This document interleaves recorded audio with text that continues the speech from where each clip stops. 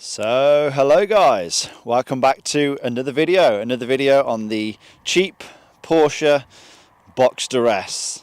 This time though, it's time to take it for a drive. Believe it or not, I've actually owned this car now for a good few months and I still haven't taken it out on a proper drive. Now don't get me wrong, I have put a couple of thousand miles on it and I have basically daily driven it for the past couple of months, but I've never really pushed the car to its limits. I've just used it for general daily driver duties. I haven't really taken it on a spirited drive, so that's exactly what I want to do today. So yes guys, it's true, you have joined me on my first proper drive in my 2000 Porsche Boxster S.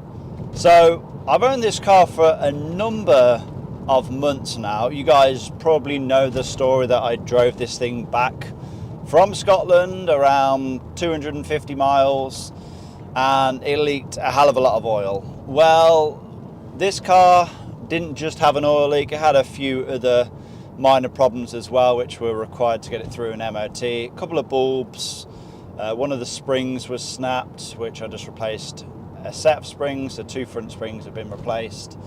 I've also refurbished the calipers on this car.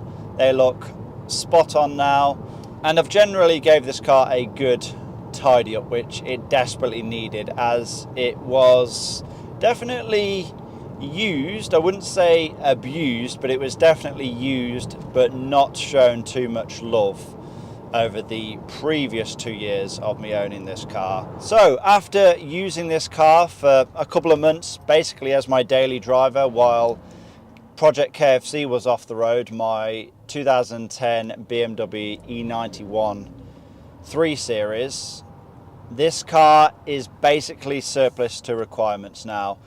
As much of a lovely car that it is, this car, I bought it with the intention of trading it up. This car is a feature in the Trading Up to My Dream Supercar series. So that means we have to get rid of it, unfortunately. Now, I'm not sure what to do with it yet.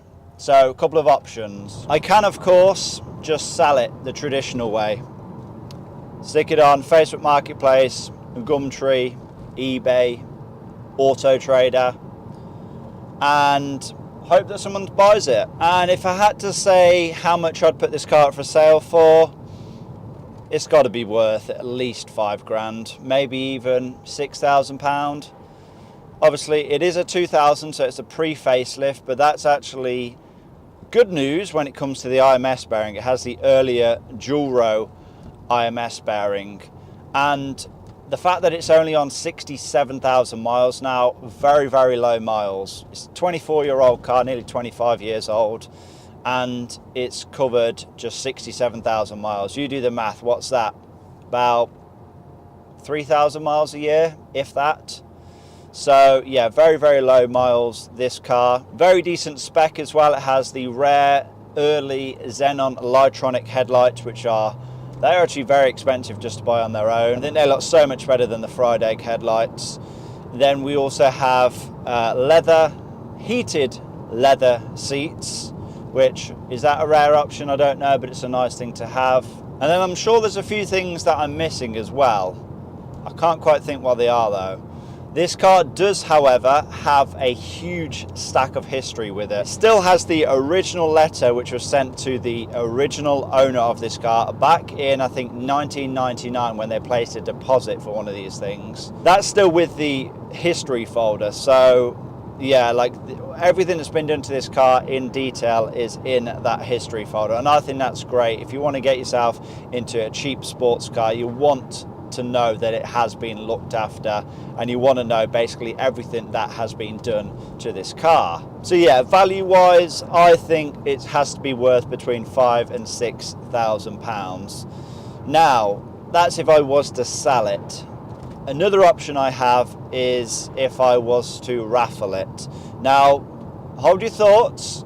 When I'm talking about raffling it, this time I would use a proper company. I wouldn't try to do it myself and keep it in-house. Yes, that's better because you don't have to give a company a percentage of the money, and you know, obviously that's more money I can reinvest back into the channel. However, it is quite a bit of headache trying to do it yourself and trying to organise all the payments and all the rest of it. So I think I would use a proper, you know, raffle or competition company if I was to go down that route. But I'm very interested to know your thoughts. What do you think I should do with this car? Do I sell it or do I raffle it maybe to one of you guys, and maybe you can win a car for £2.50 or something like that?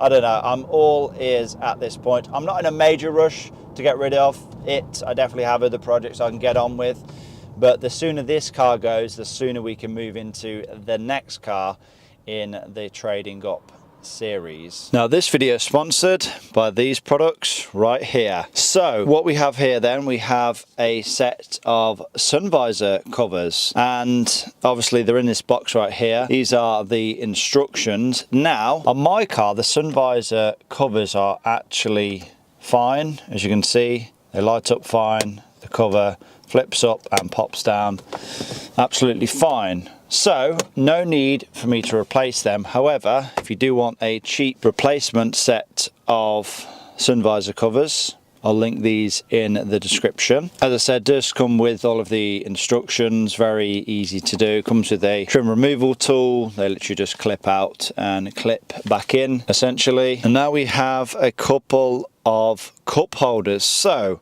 if you know the Porsche 986, 996 generation, then you'll know that there is a lack of cup holders, especially in the pre-facelift. If you have a facelift, then there's a good chance you should have a set of cup holders just here. You just push it in and they'll pop out. I believe there is an optional extra though. Obviously this is a pre-facelift, so we don't have any cup holders in here, apart from the ones that I installed previously. Just those two in there. These are from the same company. So if you want to get yourself a set of these cup holders, which work very handy in this cubby hole / armrest, I'll also link them in the description. Now, again, we have a couple other alternatives as well. This one right here, this basically replaces your ashtray, which, let's be honest, it's 2024. Who is going to be using an ashtray? So if we lift the ashtray out, this should be a perfect fit for it. So it can only go in one way, so I'm going to assume that way around. And there we go, sits there like that. And then you have a functioning cup holder. The benefit of having this one as opposed to the one in your armrest is you can still use your armrest while having a drink, essentially. You can still get to all of your buttons, window buttons, heated seat buttons, parking brake, and also the gear shifter, of course. And then the second cup holder that we have today is a bit more complex. It is in two parts, essentially, but again, very, very easy to install. It essentially just replaces this trim panel right here. So if we get our trim removal tool, and just pop that in there and just pry away the tabs. There we are, there's that removed. The new piece should be the exact same, essentially. Yep, all of the tabs are in the exact same places. So we should be able to slot this into its place and just click it in. There we are. And then this cup holder literally just drops into place. Is it that way around? No, I assume it's this way around. There we go, nice little cup holder. Again, you can still get to your gear stick. So the only thing I can think of with this is obviously depending on your seating position and, you know, how big your legs are and whatever. If it is a manual, of course, you know, if it's an automatic, you're not even going to be using your left leg. But this could potentially get in the way, you know, when using the clutch. Obviously I'm 6'4", have very long legs, so I don't fit in this car in the best of times. As you can see, my knees are essentially touching the steering wheel. But yeah, if you're a tall person, this could get in the way. However, it's a good thing that this can remove, so if you're on a long journey or whatever, you can, you know, get this out of the way and then put it back in when you need it. So this car has now been transformed. It's gone from having 0 cup holders to now having a total of 4 cup holders. Yes, 4 cup holders in a 2-seater sports car. One there, one here, and these two right there. Again, if you want to get yourself any of these products, I will leave all of the links down in that description box below, along with the link for the sun visor covers as well. I'm guessing it's a common problem on these cars for them to fail.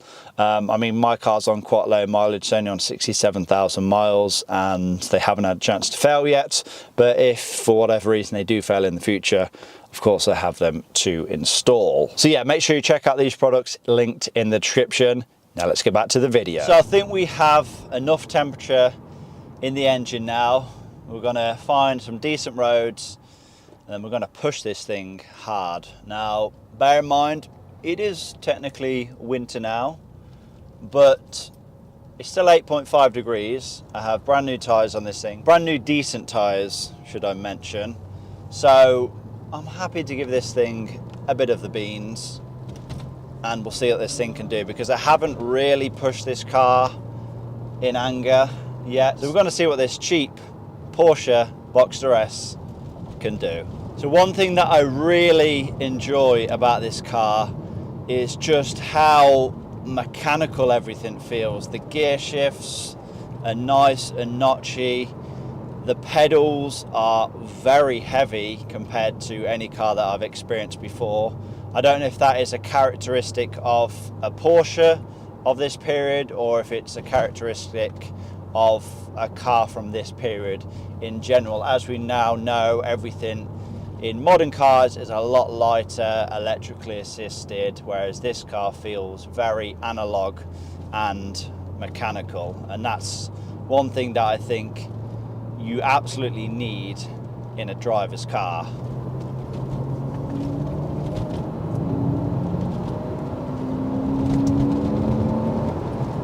Oh, I love that engine sound right behind your head.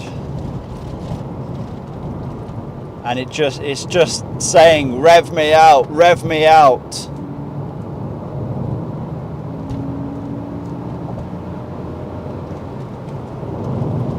Sounds so good.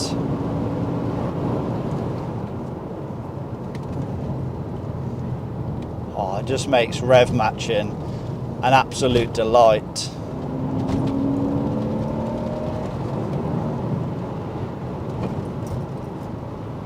I don't think you could have this much fun in a sports car for less money than this.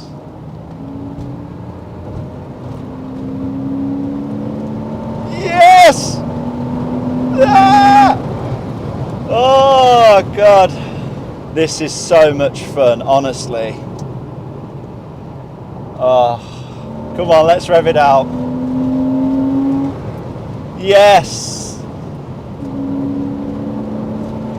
Oh, that sounds so good.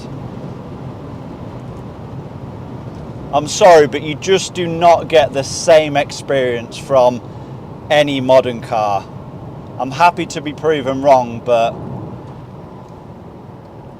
naturally aspirated for maximum fun wins every time.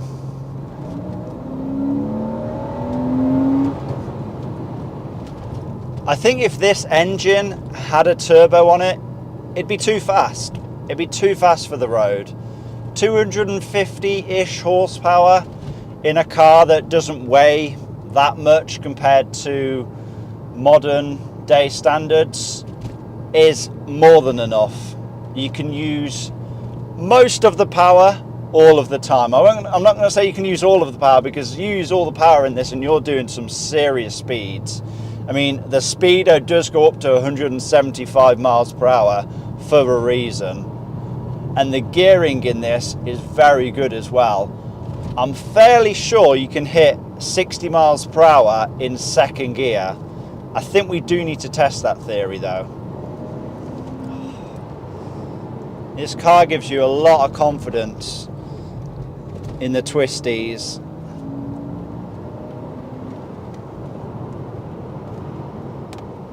Now don't get me wrong, I'm no race driver, but I wouldn't do what I do in this car in any other car that I've owned. It simply is a class above. All right, let's rev it out.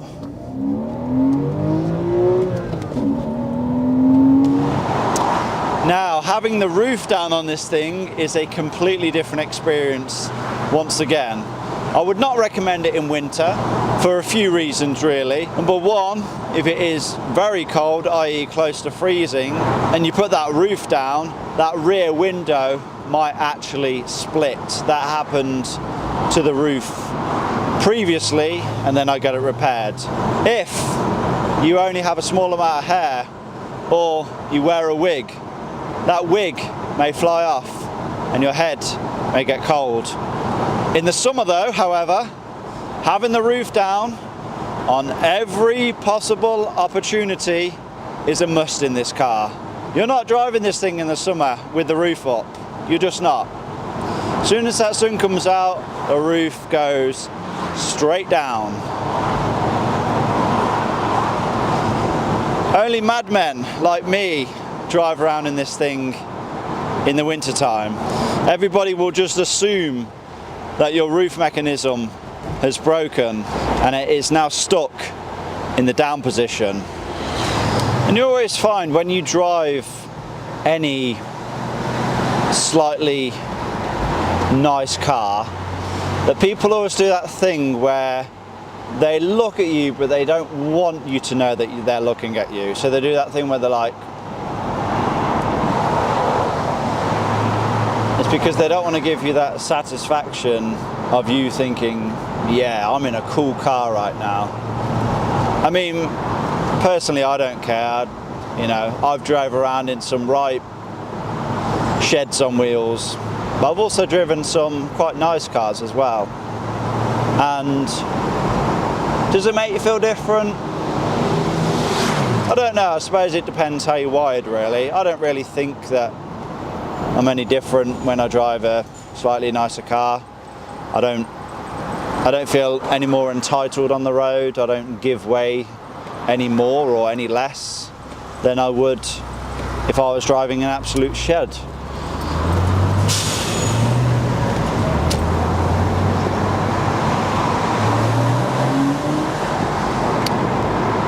You do, however, take the opportunity when one presents itself, such as a tunnel, to put your foot down. So you can actually hear exactly what you're driving.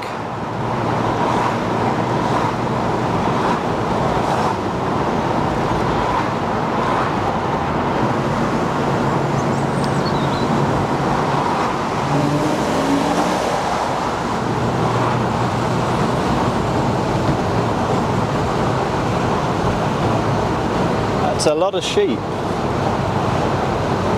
Too many to count. Oh, you're still here? Sorry, I thought you'd all fallen asleep. And we stabbed the accelerator.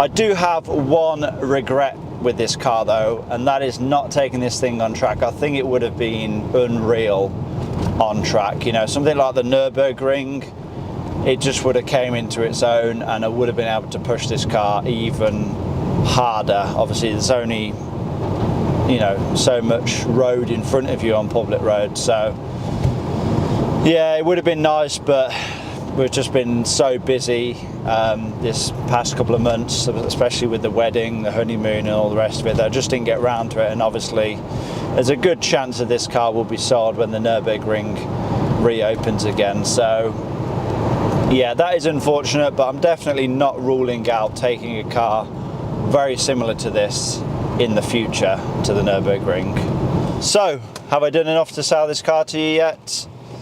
If you do want to buy this car, if you are interested in it, of course, just email me, message me on Instagram, and we can talk.